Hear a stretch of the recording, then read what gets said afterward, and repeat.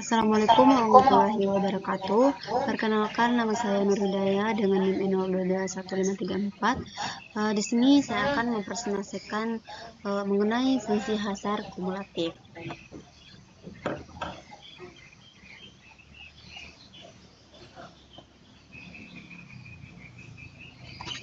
Definisi dari fungsi Hazard kumulatif yaitu suatu fungsi yang menunjukkan bahwa kemungkinan suatu individunya mengalami kegagalan atau kematian dalam suatu waktu tertentu, dan fungsi Hazard kumulatif ini didefinisikan sebagai integral dari fungsi Hazard dalam rentang waktu dari 0 hingga T.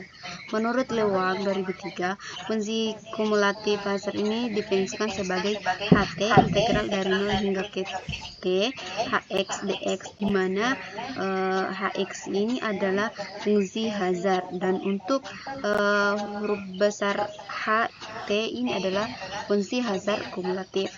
Nah, dalam analisis survival, fungsi Hazard kumulatif digunakan untuk menentukan estimasi waktu kematian atau kegagalan suatu individu. Fungsi Hazard kemudian dapat diturunkan dari fungsi sebarang kumulatif atau fungsi kepadatan peluang suatu variabel random yang diamati seperti waktu kematian.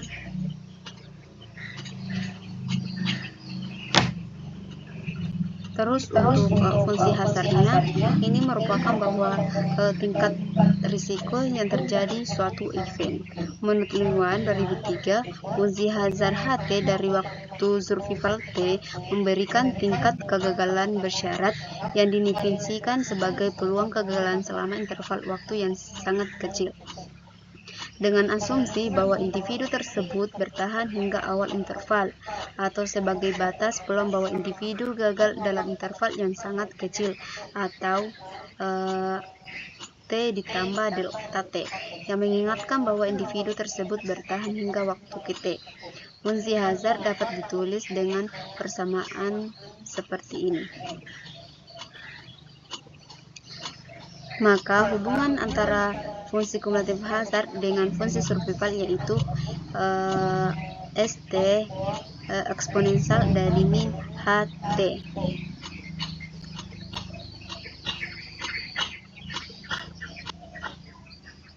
Terus untuk fungsi kegagalan kumulatif, perhatikan bahwa Ht sama dengan Ft per St sama dengan delta min delta T log dari St.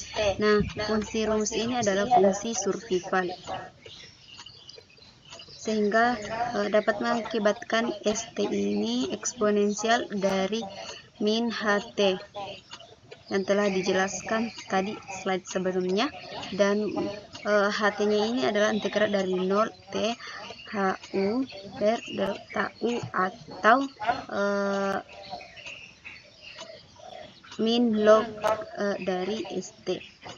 Maka ini adalah rumus dari fungsi kegagalan kumulatif.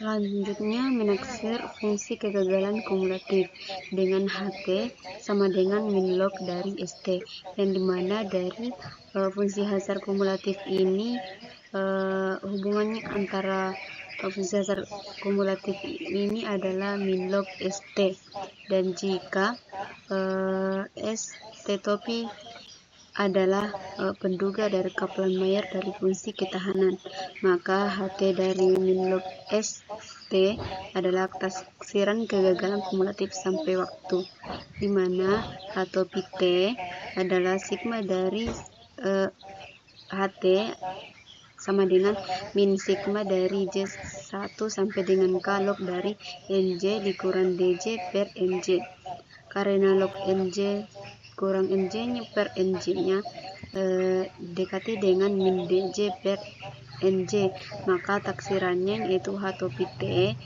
min sigma dari J1 sampai dengan K Dj per Nj, yakni jumlah kumulatif dari taksiran peluang mati dari selang pertama sampai ke selang ke K.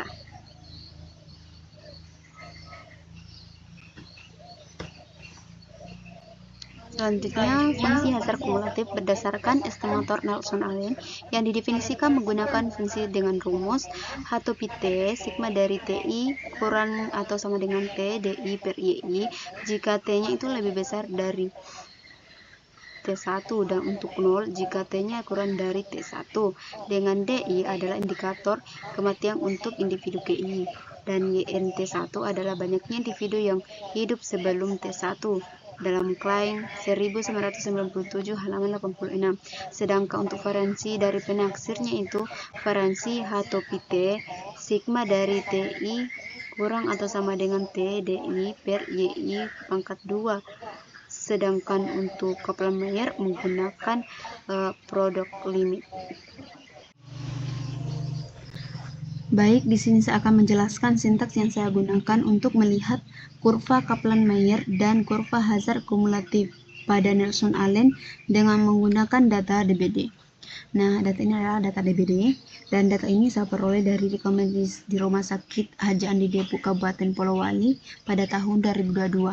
Nah, sebelum itu kita panggil dulu package yang kita akan gunakan.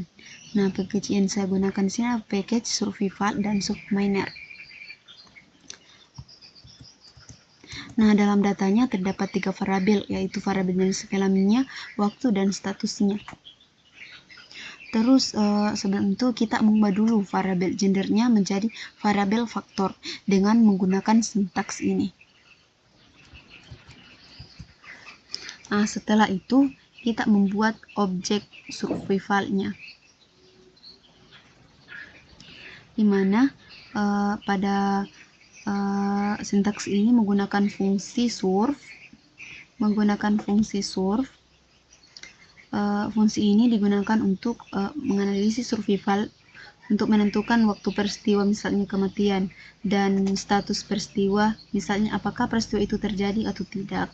Nah, variabel time-nya adalah waktu pengamatan. Ini adalah waktu pengamatan dan event-nya adalah status peristiwanya.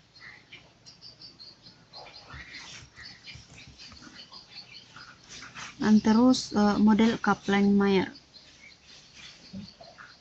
Pada sintaks ini kita akan menyesuaikan model Kaplan-Meier-nya dengan menggunakan fungsi survit.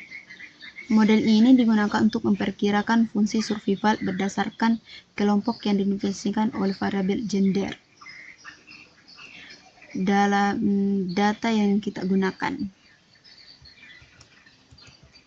Nah, di mana dalam data ini terdapat 10 untuk perempuan dan untuk laki-laki sebanyak 8, dan untuk yang terjadi event bagi perempuan sebanyak 7, dan untuk yang laki-laki terjadi event sebanyak 6, dan dapat dilihat hasil seperti ini. Terus kita akan melihat plot Kaplan-Meier-nya dengan menggunakan fungsi GG surplot. Kita akan print ini adalah untuk menampilkan hasil plotnya, dan ini adalah hasil plotnya, yang dimana plot ini menampilkan kurva survival untuk setiap kelompok jenis kelamin, dan untuk yang berjenis kelamin perempuan itu warna biru dan untuk laki-laki berwarna merah. Pada plot ini dapat diinterpretasikan bahwa peluang waktu sembuh pasien DBD wanita lebih cepat dibandingkan dengan peluang waktu sembuhnya laki-laki. Terus kita masuk di model Nelson-Allen.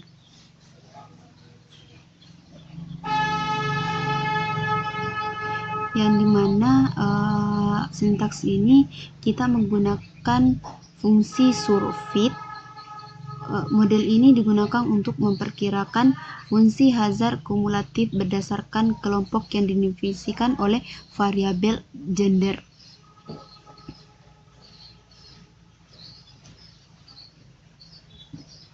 Kita run, dan dapat dilihat bahwa dalam data itu dalam datanya itu sebanyak 18, yang dimana untuk perempuan itu sebanyak 10 dan terjadi event sebanyak 3, dan untuk laki-laki itu sebanyak 8 dan terjadi eventnya itu 2 pada hazard kumulatif. Terus untuk melihat plot Nelson-Allen-nya, kita menggunakan sintaks ini, yang dimana kita menggunakan fungsi Gegensur plot sama dengan tadi Kaplan-Meiernya. Kita plot dulu, kita run dulu untuk melihat kurva kumulatif hazardnya. Nah, pada kurvanya ini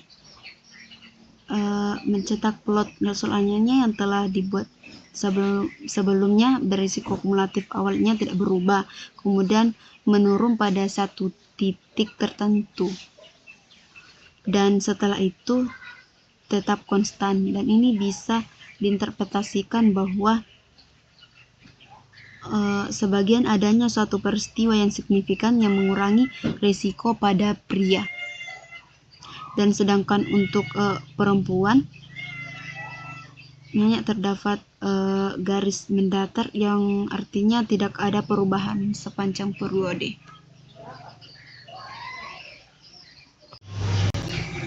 Itulah materi yang sempat saya presentasikan, kurang lebih mohon dimaafkan. Assalamualaikum warahmatullahi wabarakatuh.